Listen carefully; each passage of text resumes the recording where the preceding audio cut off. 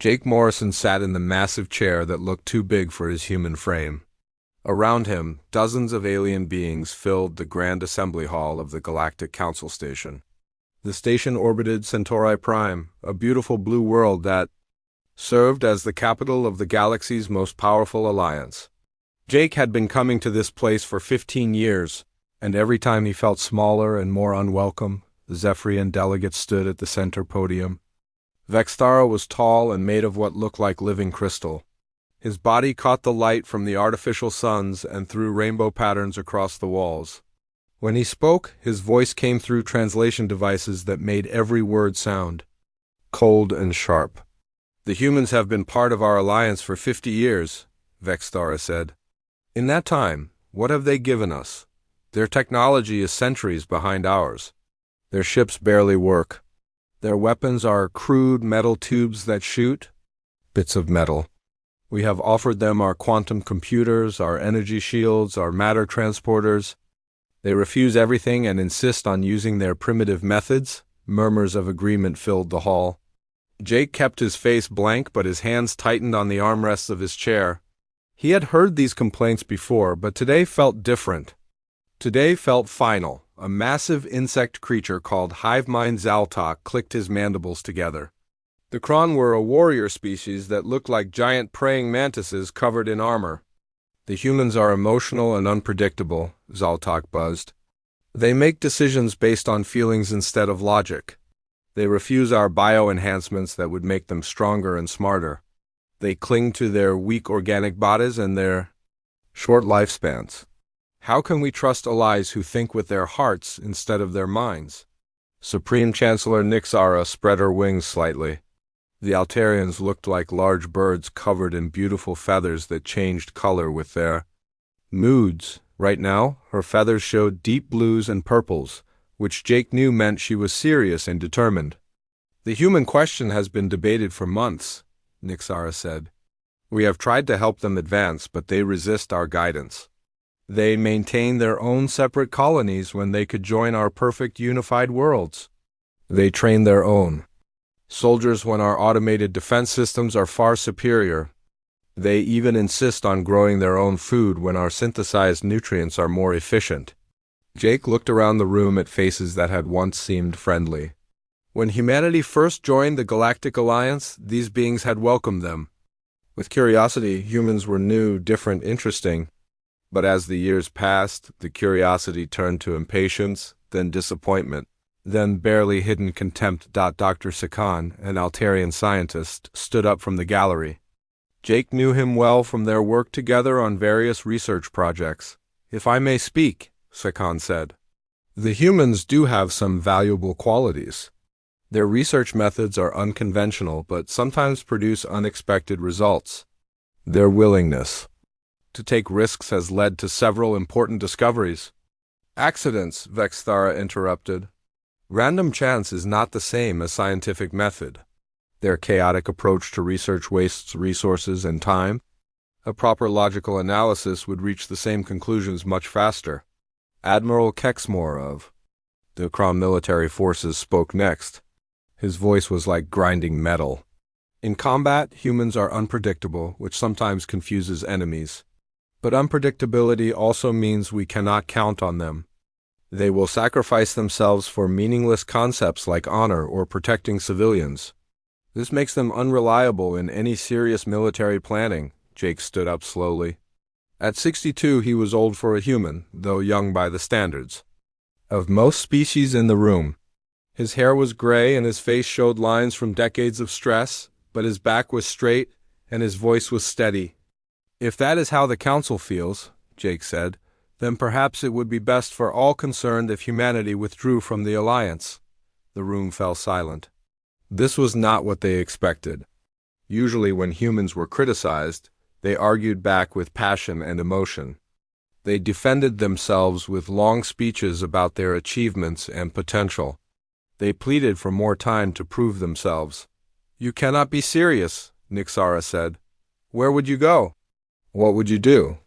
Your technology cannot compete with ours. Your worlds would be defenseless against the threats in this galaxy. We managed for thousands of years before we met you," Jake replied. I think we can manage again.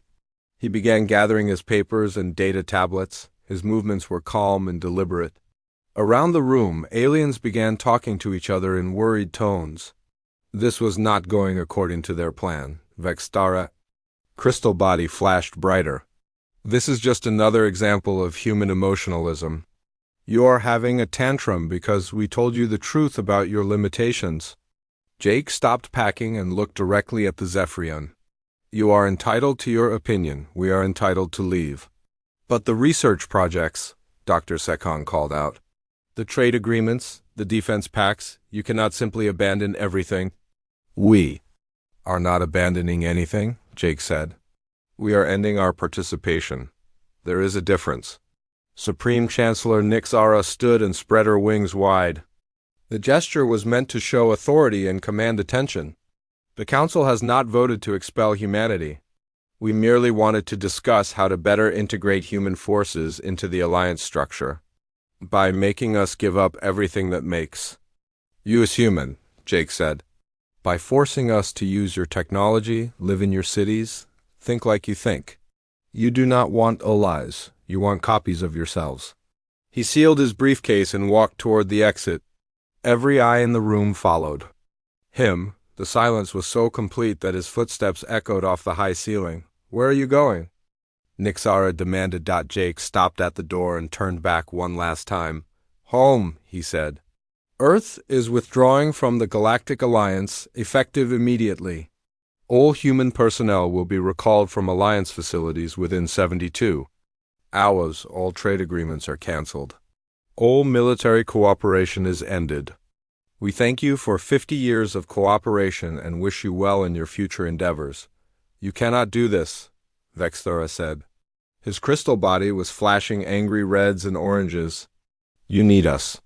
Without our protection, human worlds will be raided by pirates and hostile forces. That will be our problem to solve, Jake said.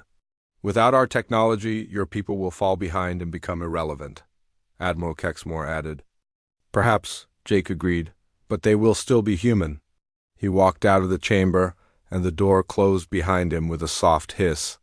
In the hallway, his aide Carol Peterson was waiting with a communication device. Sir, she asked. Send the withdrawal. Order to all human facilities, Jake said. Operation Exodus begins now. Within hours, the order went out across the galaxy. Human colonies, research stations, military bases, and diplomatic missions all received the same message. Pack up. Come. Home, say nothing. 6 months had passed since the humans disappeared from the galaxy, and the mood among the alien species had shifted from confusion to relief to outright amusement. News channels across dozens of worlds ran stories about the great human tantrum, and made jokes about primitive beings who could not handle criticism. On the entertainment world of Pleasure Station Omega, crowds gathered every night to watch comedian Rixtal perform his famous comedy hour. Rixtal was a Gelonian, which meant his body looked like a large blob of green jelly that could change shape at will. Tonight he had formed himself into a crude copy of a human figure, complete with exaggerated features that made the audience laugh before he even spoke. So the humans are all alone now, Rixtal said, making his fake human body stumble around the stage. No more quantum computers to help them add 2 plus 2. No more bio-enhancement to fix their weak little bodies. No more dimensional fold drives to help them travel between stars. They are probably back on Earth right now, sitting around a fire, trying to figure out how to make tools out of rocks. The audience roared with laughter. Hundreds of different alien species filled the theater, all enjoying the same joke. In the back corner, hidden by advanced cloaking technology, Captain Helen Brooks sat in her human stealth suit and recorded everything.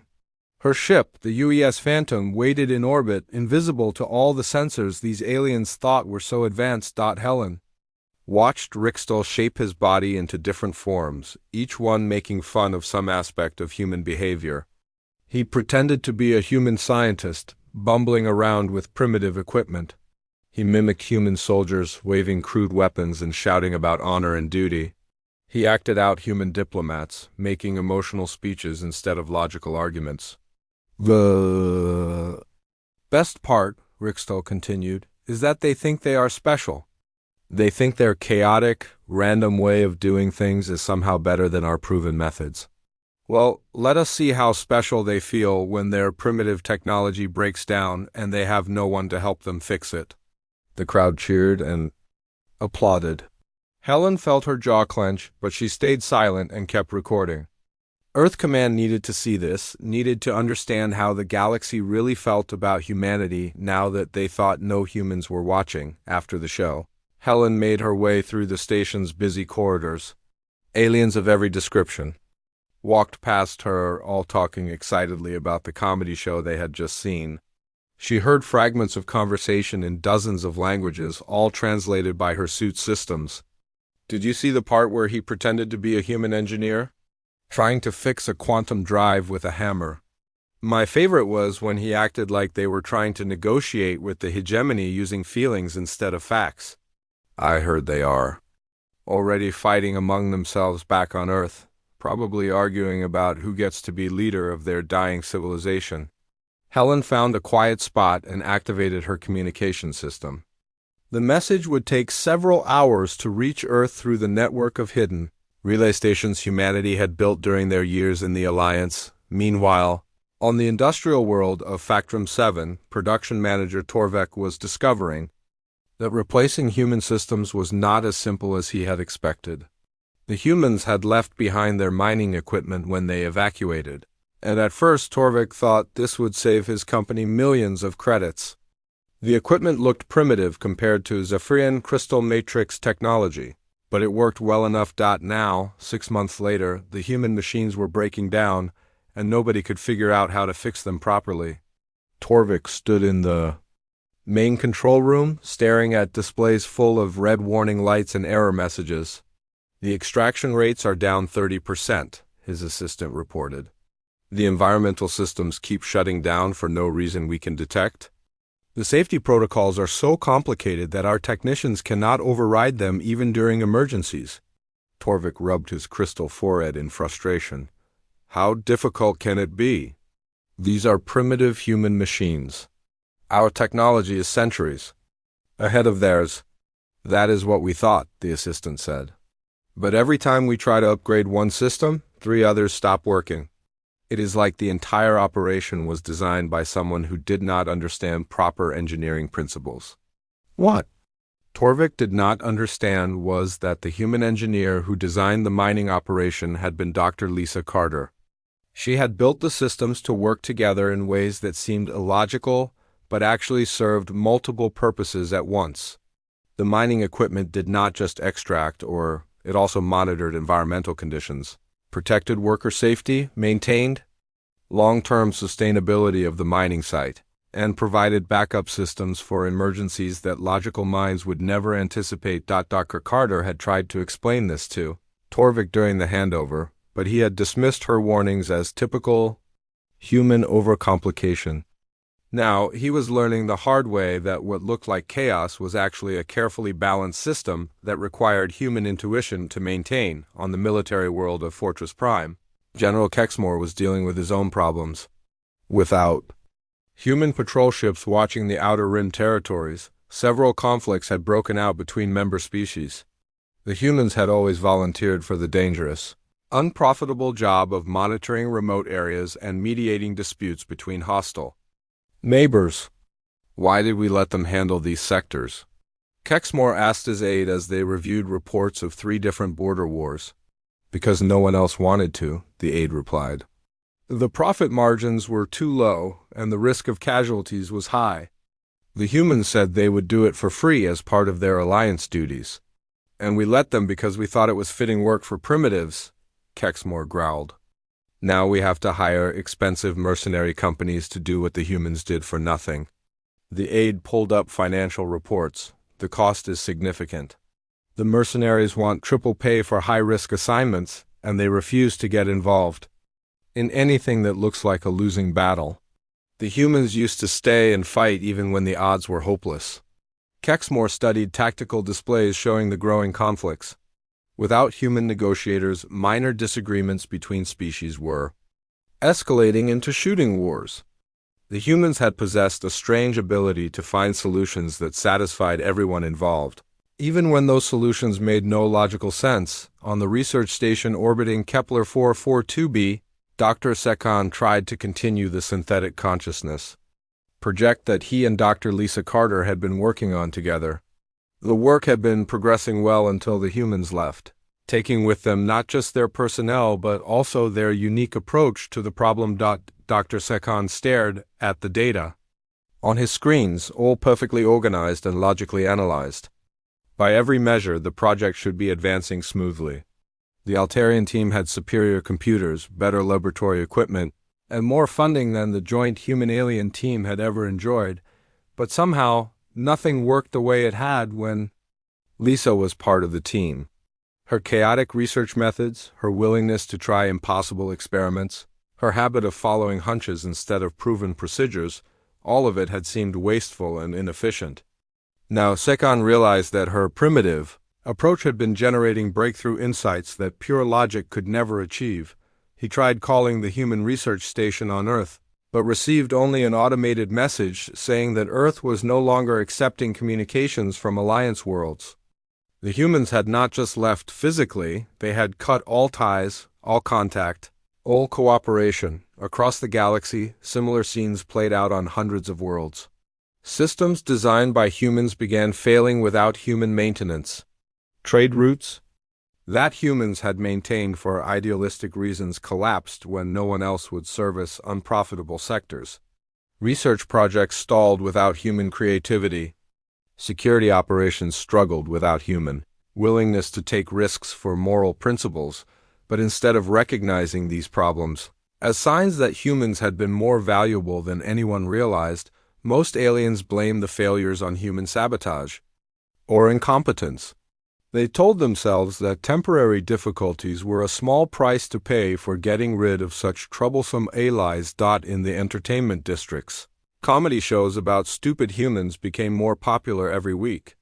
In the news broadcasts, experts predicted that human civilization would collapse within 5 years.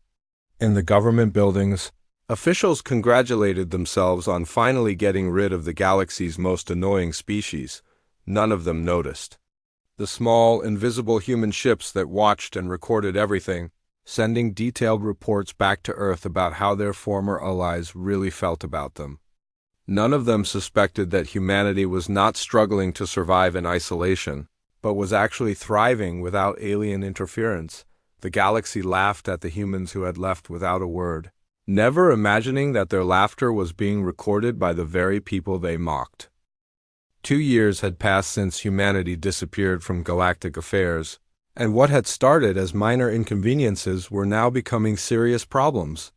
The first real warning came from the Outer Rim territories, where automated sensor networks had been going dark one by one without explanation. Admiral Sam Collins commanded the human deep space monitoring station hidden in the Void Nebula. The station was small, housing only 12 crew members, but its advanced sensors could detect ships moving through hyperspace from incredible distances. For months, Sam had been watching something that made his blood run cold. Ships were coming from outside the galaxy. Not just a few scout vessels, but massive fleets moving in coordinated formations. The signatures matched no known alien technology, which could only mean one thing: the hegemony had finally decided to invade. Sam sent his daily report to Earth Command, just as he had done every day for the past 18 months. The message was always the same: enemy fleet movements detected, coordinates attached, recommend immediate action. And the response from Earth was always the same too: understood, continue observation. The hegemony was a militant empire from the Andromeda spiral that had been threatening to invade the Milky Way for decades. During humanity's time in the Alliance, human deep space scouts had maintained a network of hidden monitoring posts specifically to watch for this threat. When the humans left, they had offered to share the locations of these posts with their former allies, but the offer was rejected as unnecessary. "We have our own sensor networks," Supreme Chancellor Nixara had said dismissively. "Far more advanced than anything humans could construct." Now those advanced sensors were proving useless. The hegemony ships used stealth technology that made them invisible to logical detection methods. Only human sensors, designed with typical human paranoia and redundancy, could spot the approaching invasion fleet. Meanwhile, on the former human colony world of New Geneva, Chief Engineer Valdor faced a crisis that grew worse every day. The city's power grid was failing in ways that made no sense. According to any engineering principles he knew, Valdor stared at his diagnostic screens, trying to understand what he was seeing. The human power system looked like a nightmare of inefficiency and waste. Instead of a clean, logical distribution network, the humans had built a maze of backup systems, redundant pathways, and emergency overrides that seemed to serve no useful purpose. Why would they build it this way? Valdor asked his assistant. Look at this mess. They have power flowing through 17 different routes when 3 would be more than sufficient. Perhaps they were just bad engineers, the assistant suggested. Valdor had thought the same thing when his team took over the city's infrastructure. The human systems were clearly the work of primitives who did not understand proper optimization. So his team had begun upgrading everything, removing the unnecessary redundancies and streamlining the power flow according to logical principles. That was when the failure started.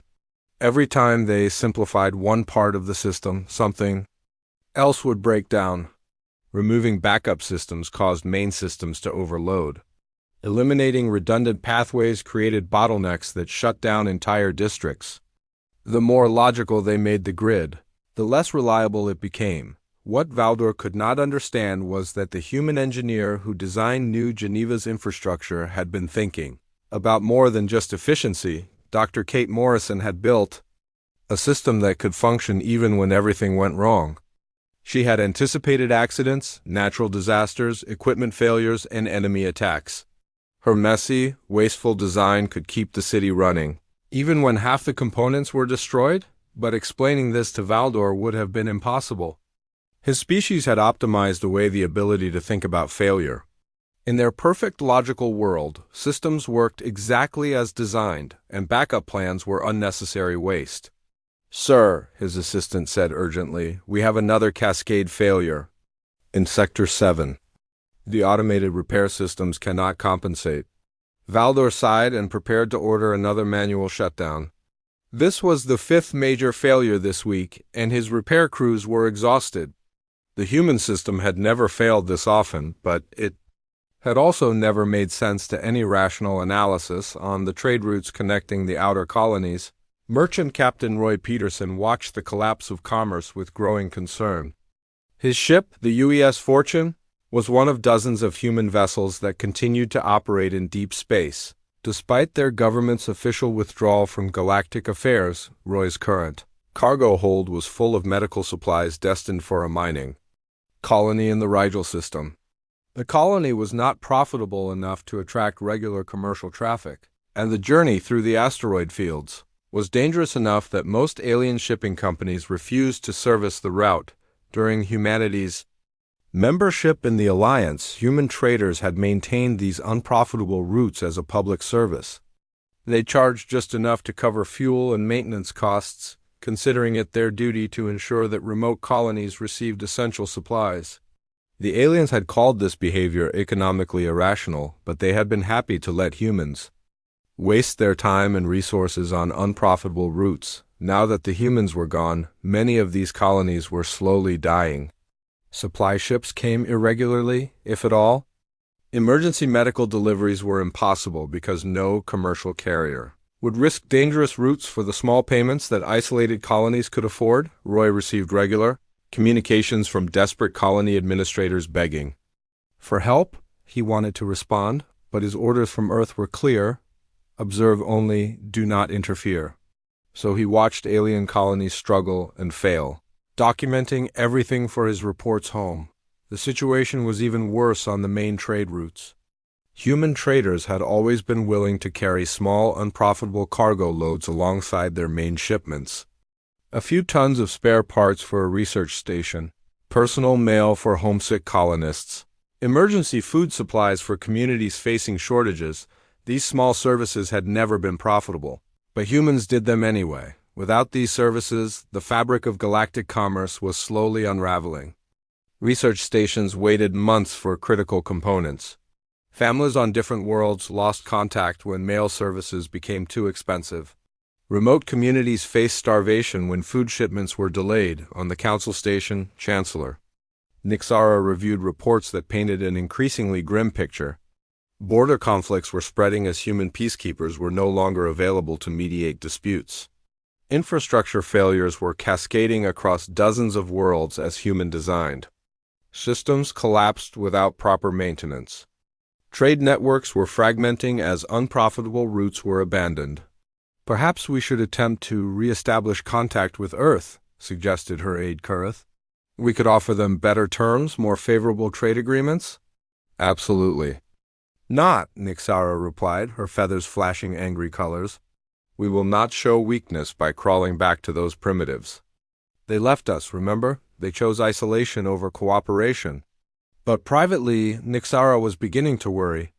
The financial cost of replacing human services with commercial contractors was enormous. Mercenary companies charged 10 times what human volunteers had cost, and they refused to work in dangerous areas or unprofitable sectors. Private shipping firms demanded premium rates for routes that humans had serviced for free. Worse, the contractors lacked something indefinable that the humans had possessed. When humans took on a job, they seemed to care about more than just payment. They would go beyond their contracts, solve unexpected problems, take personal risks to ensure mission success. Hired aliens did exactly what they were paid to do, nothing more. On Fortress Prime, General Kexmore studied intelligence reports about increasing piracy in the outer systems. Without human patrol ships maintaining a presence in remote areas, criminal organizations were becoming bolder. They attacked merchant vessels, raided small colonies, and established hidden bases in sectors that had been peaceful for decades. "Where are our patrol fleets?" Kexmore demanded. "Reassigned to more strategic positions," his aide replied. High Command determined that the Outer Rim patrols were an inefficient use of resources. And who was conducting those patrols before? Human volunteers, sir. They maintained a presence in sectors that military analysis deemed low priority, Kexmore growled in frustration. The human concept of patrolling areas simply because they needed protection, regardless of strategic value, had seemed like typical human illogic. Now he was seeing the results of abandoning those worthless sectors. The truth was becoming clear to anyone willing to see it. Humans had been providing services that no other species was willing or able to provide. Their chaotic, inefficient, emotion-driven approach to problems had been filling gaps that pure logic could not address, but admitting this would mean admitting that the galaxy's most advanced civilizations had been wrong about their supposedly primitive allies. Pride prevented most alien leaders from even considering such a possibility. As the second anniversary of humanity's departure approached, the cracks in galactic civilization were widening into serious fractures. And far out in the dark space, between galaxies, the hegemony invasion fleet continued its inexorable advance toward a galaxy that no longer had the one species capable of. 3 years after humanity vanished from galactic affairs, the nightmare that Admiral Sam Collins had been watching finally arrived. The hegemony invasion fleet dropped out of hyperspace at the edge of the galaxy, and their first target was the Sentinel Gate, a massive space fortress that controlled access to the inner systems. The battle lasted exactly 4 hours and 17 minutes. The automated defense systems that the Galactic Council had installed to replace human defenders fired exactly as programmed, targeting enemy ships with mathematical precision. The hegemony fleet responded with equally logical tactics, using their superior numbers and firepower to overwhelm the static defenses. When the fortress finally exploded, it took with it the last illusion that the galaxy could defend itself without human help. On Earth, President Nancy Williams sat in the White House Situation Room watching real-time feeds from hidden human observation posts throughout the galaxy. The room was packed with military leaders, scientists, and government officials who had spent the last 3 years preparing for this moment. The hegemony advance is proceeding exactly as our simulations predicted, reported Admiral Dan Murphy, humanity's chief military strategist. They are using standard conquest doctrine, eliminate defensive positions, establish supply lines, advance methodically toward population centers. Casualties? Asked President Williams. 17 billion aliens dead in the first wave, Dr. Alex. Grant said quietly, the hegemony does not take prisoners. President Williams studied the holographic displays showing the invasion routes. Red arrows swept across the galactic map like a spreading infection, marking the advance of enemy fleets toward the core worlds where trillions of aliens lived in blissful ignorance of their approaching doom. What are our former allies doing? She asked. Dr. Grant activated another display showing alien news broadcasts and military communications. Panic, mostly. The Zephyrians are demanding that we return immediately to help defend their crystal cities. The Krons are threatening to conscript human colonies if we do not rejoin the alliance. The Altarians are offering us what they call generous compensation for our defensive services. General Rachel Torres, commander of the Human Marine Corps, laughed bitterly. 3 years ago we were primitive savages who contributed nothing to galactic security. Now suddenly we are indispensable. The irony was not lost on anyone in the room. For 50 years, humanity had warned about the hegemony threat and maintained extensive defensive preparations that other species considered wasteful paranoia. Human. Military doctrine emphasized adaptability, creative thinking, and willingness to sacrifice for abstract principles like protecting innocent civilians. These qualities had been dismissed as emotional weaknesses by aliens who preferred logical, efficient approaches to warfare. Now, those same aliens were discovering that logic and efficiency were useless against an enemy that specialized in overwhelming logical defenses. The hegemony had studied galactic military tactics for years, analyzing every battle plan and defensive strategy. They knew exactly how their enemies would respond to any given threat because those responses followed predictable, logical patterns. We have been running combat simulations, Admiral Murphy continued. Without human tactical doctrine, without our unpredictability and willingness to take desperate risks, the galactic defense forces are completely reactive. They can only respond to hegemony attacks, never anticipate or counter them. Commander. Lisa Hayes monitored communications from her position aboard the stealth ship UES Shadow. Her vessel was one of dozens watching the invasion from close range, recording everything for analysis. Back on Earth, what she saw confirmed humanity's worst fears about their former allies. The alien fleets are following standard defensive protocols, Lisa reported. They position their strongest ships at logical choke points, establish overlapping fields of fire, maintain proper formation spacing. Everything by the book. And the hegemony response? Asked Admiral Murphy. They counter every move perfectly, Lisa said. It is like watching a chess game where one player knows every move the other will make 3 turns in advance. On Fortress Prime, General Kexmore faced the impossible task of coordinating a galactic defense with forces that had never learned to think creatively. His strategic planning sessions were exercises in frustration as alien commanders insisted on following proven tactical doctrines that the enemy had already analyzed and countered. We need to establish a defensive line at the Rigel system, announced Admiral Exver of the Zephyrian fleet. Our crystal ships can create an impenetrable energy barrier. The hegemony will simply bypass your line and attack from an unexpected direction, Kexmore replied. We need mobile forces, flexible tactics, unpredictable responses. Unpredictable responses are inefficient, Exver insisted. They waste resources and create unnecessary risks. We should concentrate our firepower at the most logical defensive positions, Kexmore wanted to scream. Everything these commanders suggested was logical, efficient, and completely useless against an enemy that had spent decades preparing for logical, efficient responses.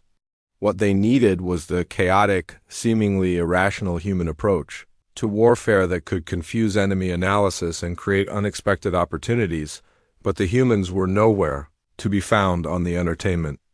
World of Pleasure Station Omega, comedian Rickstall found that his human-mocking routines were no longer popular. His audiences wanted escapist entertainment, not reminders of the species they had driven away just before needing their help. His latest show played to a half-empty theater, and even his most loyal fans seemed distracted and worried, Rickstall tried a new routine about hegemony stupidity, but the jokes fell flat. Everyone knew the hegemony was winning, advancing steadily through galactic space, while the best military minds in the Alliance struggled to mount any effective resistance. After the show, Rickstall sat alone in his dressing room and wondered if the humans had somehow known this invasion was coming. Their sudden departure had seemed like an emotional overreaction at the time, but now it looked suspiciously like perfect timing. Supreme Chancellor Nixara finally swallowed her pride and recorded a message to Earth. The transmission was broadcast on every human frequency her technicians could find, a desperate plea from a leader who had run out of options. President Williams, Nixara began, her voice shaking with barely controlled desperation. The Galactic Council formally requests immediate human assistance against the hegemony invasion. We acknowledge that we may have underestimated humanity's contributions to galactic security, and we are prepared to discuss new terms for cooperation. The message went on for several minutes, offering trade concessions, technology sharing, and political autonomy that would have been unthinkable 3 years earlier. Nixara promised that humans would be treated as equal partners, not junior allies, and that their unique military capabilities would be given the respect they deserved. When the message ended, she sat back in her chair and waited for a response. Hours passed, then days, with no word from Earth. The silence was more terrifying than any threat because it suggested that humanity might have moved beyond caring about galactic affairs. On the research station orbiting Kepler 442b, Dr. Sekhan watched news reports of the invasion with growing horror. Entire star systems were falling to the hegemony advance, and the casualty numbers climbed into the hundreds of billions. He thought about his former colleague Dr. Lisa Carter, and wondered if she was watching the same reports from Earth. Their synthetic consciousness project had been making real progress before the humans left. Lisa's chaotic research methods had generated insights that pure logic could never achieve. Now, facing an enemy that seemed unstoppable, Sikhan wondered if human creativity might have found solutions that no one else could imagine. He tried calling Earth again, as he had done dozens of times over the past 3 years. This time, instead of an automated rejection message, he heard something different. "Please hold. Your call is important to us." For the first time in 3 years, it seemed like the humans might be listening. But whether they would help the galaxy that had mocked and dismissed them remained to be seen. The hegemony fleets continued their advance toward the core worlds, and time was running out for everyone who had underestimated the primitive species they had driven away in hidden bases throughout human space. Military forces prepared for a decision that would determine the fate of 2 galaxies. The question was no longer whether humanity could help, but whether they would choose to save the people who had treated them with such contempt. The hegemony fleet reached Centauri Prime on a Tuesday morning, and the capital world of the Galactic Alliance fell in less than 6 hours.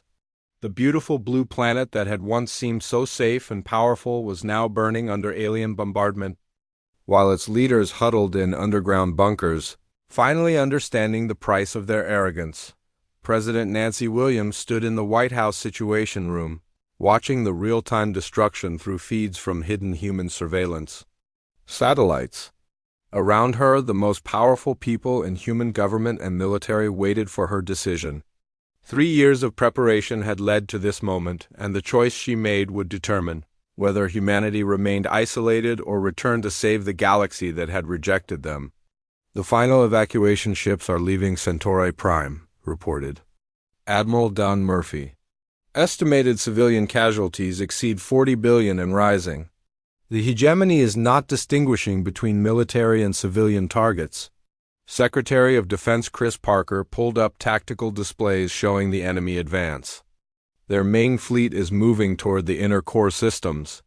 At current speed, they will reach the major population centers within 2 weeks.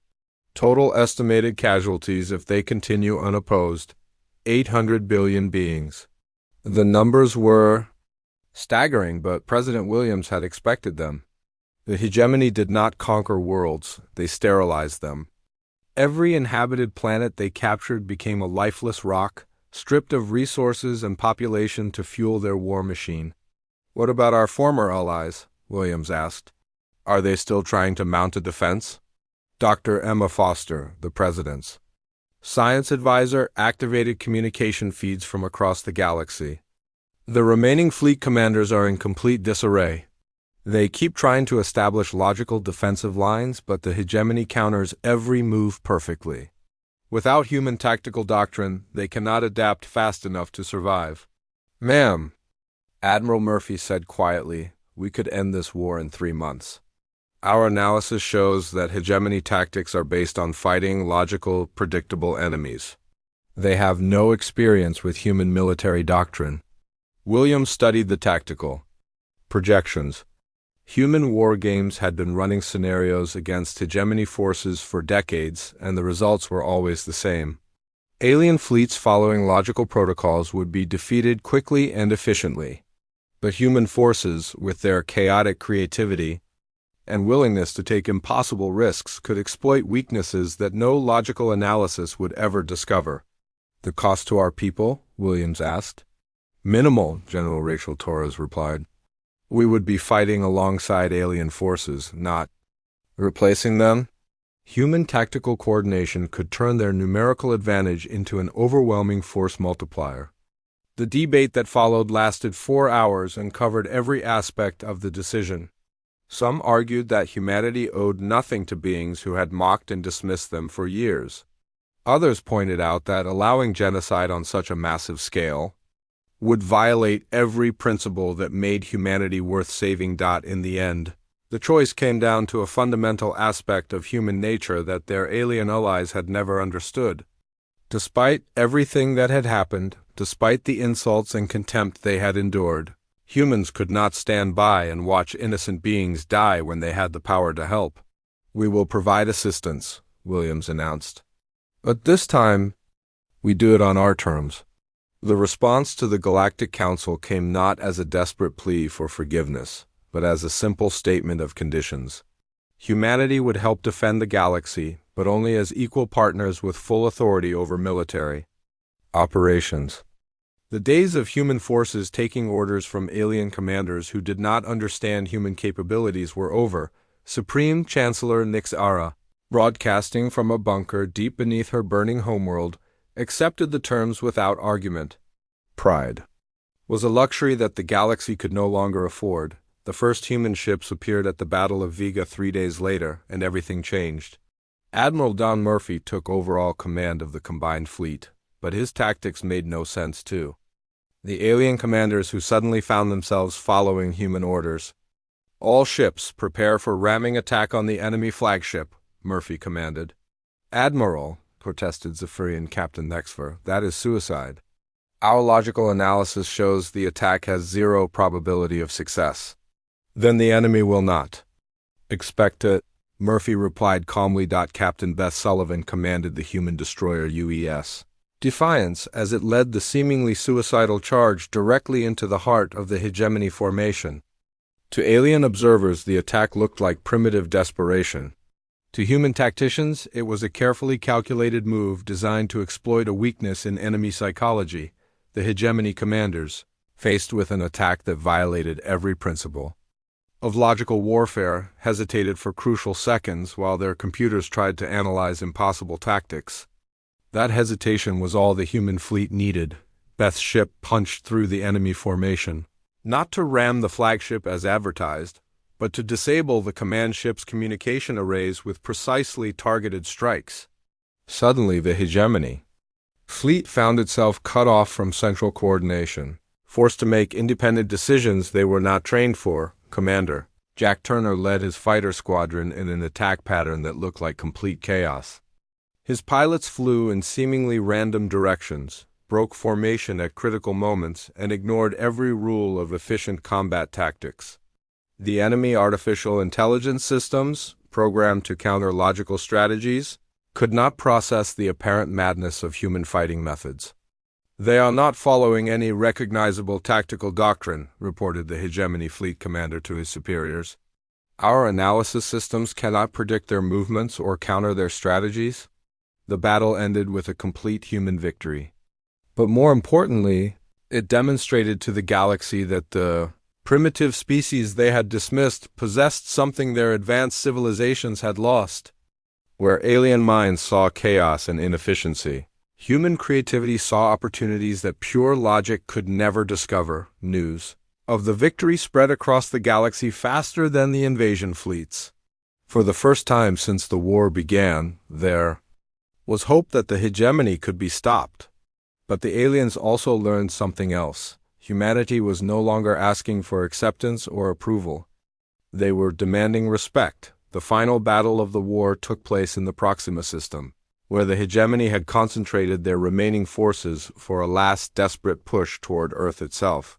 It was fitting that the war would end where humanity's journey to the stars had begun centuries earlier. Jake Morrison, now 75 years old but still serving as Earth's chief diplomat, stood on the bridge of the flagship UES Constitution as the combined human-alien fleet prepared for the final assault. Around him, alien officers who had once dismissed human capabilities now followed human orders without question. "All ships report ready," announced Admiral Murphy. "Hegemony forces are holding defensive positions around Proxima Centauri. Their formation is textbook perfect? Then we will attack in a way that no textbook would recommend," Murphy replied. The battle was brief but decisive. Human forces used tactics that seemed to violate every principle of military science, confusing enemy systems and exploiting weaknesses that logical analysis would never have identified. When the last hegemony ship surrendered, the galaxy was finally safe, but victory came with a price that the aliens were only beginning to understand. Humanity had saved them, but the relationship between human and alien civilizations would never be the same. The species that had been dismissed as primitive now commanded the respect that their former allies had always demanded for themselves.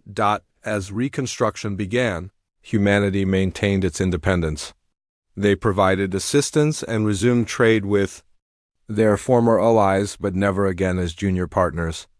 The galaxy had learned that efficiency and logic, while valuable, could not replace the unpredictable creativity that made the difference between survival and extinction. Jake Morrison addressed the reformed Galactic Council one last time, speaking to an audience that now listened with the respect they should have shown decades earlier.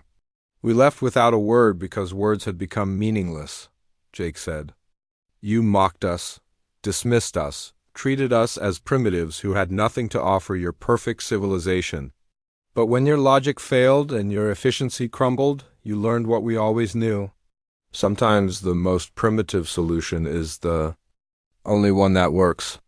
The chamber remained silent as Jake finished his speech, not because they disagreed, but because they finally understood the truth.